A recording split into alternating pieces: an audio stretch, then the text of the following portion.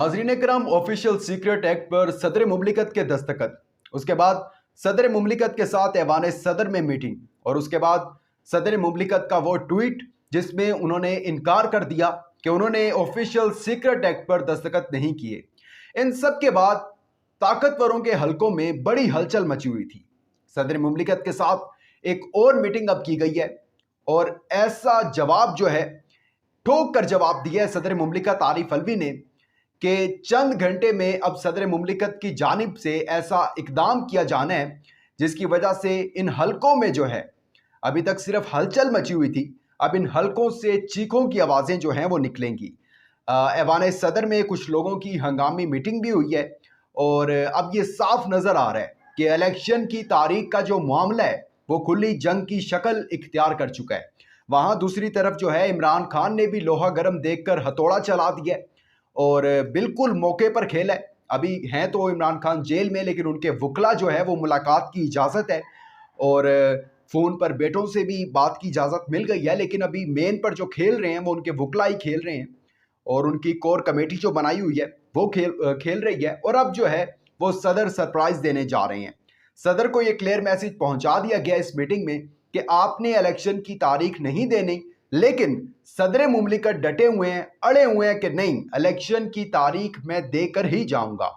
और 24 घंटे कहा जा रहा है कि 24 घंटे में ऐवान सदर से बहुत बड़ी खबर आ जाएगी इलेक्शन के हवाले से। लेकिन मुझे बज़ाहिर लगता है कि 24 घंटे बहुत ज़्यादा हैं। इससे पहले ही जो है इलेक्शन की तारीख का जो मामला है वो शायद हल हो जाए या उसके अंदर एक नई जो चीज़ है वो आ जाए।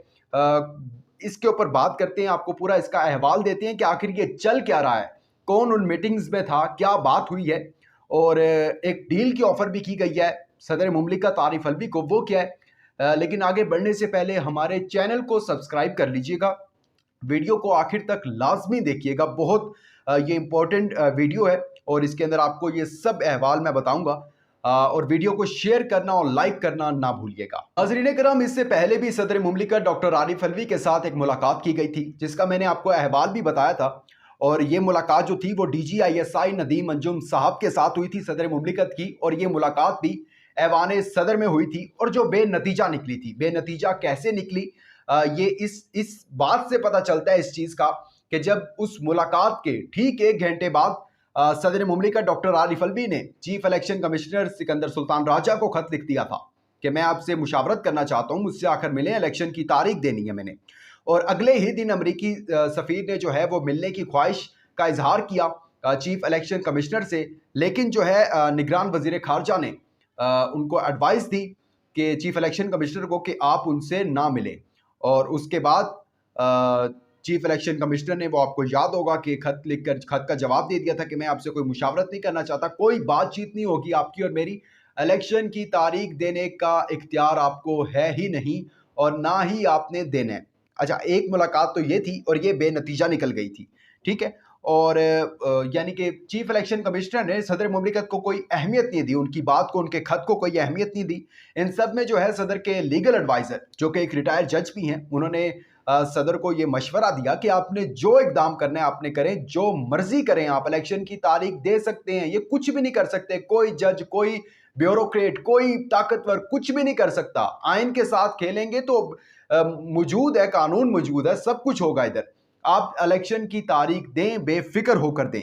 और इन सब चीज़ों में जो है जस्टिस काजी फायजी साहब जो कि अगले चीफ जस्टिस हैं, उनका एक बहुत बड़ा इम्तिहान है, उनके लिए ये एक बहुत बड़ा चैलेंज है कि वो इस मामले को किस तरह देखते हैं। अब इन्होंने कह तो दिया कि जस्टिस काजी फायज ईसा जो हैं वो हमारे हक में फैसला करेंगे और पब्लिकली अनाउंस करते हैं ये लोग कि नवाज शरीफ के लिए राह हमवार करेंगे जस्टिस काजी फायज ईसा, और उनके किरदार पर जो है वो एक क्वेश्चन मार्क डाल दिया।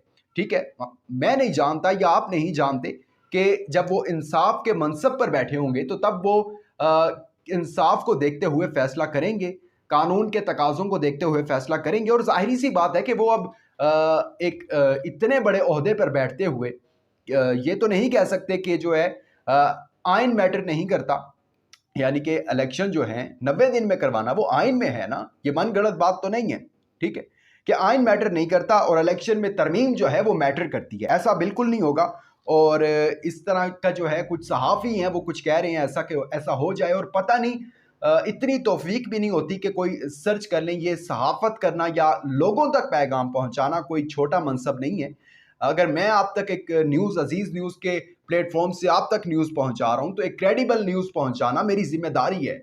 मैं उसका रिसर्च पेपर एक बनाऊंगा, मैं देखूंगा कि मैंने आप तक क्या न्यूज़ जो है पहुंचानी है, क्या न्यूज़ नहीं पहुंचानी, जो न्यूज़ पहुंचानी है उसका सोर्स क्या है। अच्छा, अब इन्होंने सहाफ़ियों ने क्या किया, सहाफ़ियों ने ये कहा कि इलेक्शन एक्ट पर जो है ना सदर मुमलिकत ने खुद दस्तखत किए थे, तो वो जो फंस चुके हैं वो, ठीक है, वो अब जो है ना 2 नंबरी कर रहे हैं। हालांकि इनको इतना ही नहीं पता कि जब ये सारा इलेक्शन एक्ट पर दस्तखत और ये सब कुछ हो रहा था, उस टाइम पर सदर मुमलिकत जो थे वो फरीज़ा हज अदा कर रहे थे।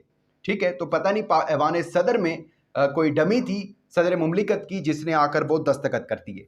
लेकिन अब बात कर लेते हैं जो अब जो रिसेंट एक और मुलाकात हुई है। वो मुलाकात नदीम अंजुम साहब की नहीं हुई, ताकतवरों में से कोई नहीं था जिसकी मुलाकात हुई है। ये मुलाकात हुई है वजीर कानून और इंसाफ अहमद अरफान असलम साहब की मुलाकात हुई है। और यही वही सेम चीज़ें जिसमें पहले भी मुलाकात हुई, उसमें भी यही कहा गया कि इंतखाबात की डेट जो है वो ना दें आप। इसमें भी जनाब इरफान साहब ने यही कहा है, अहमद इरफान साहब ने, कि इलेक्शन की तारीख देना आपका काम नहीं है, आप अपने लिए जो है मुश्किलात बढ़ाएंगे अगर आप ऐसा कोई काम करते हैं। ठीक है, और फिर डील की भी साथ एक ऑफर दे दी गई है कि जी अगर आप जितनी देर रहने आप रहें कोई हमें इशू नहीं है।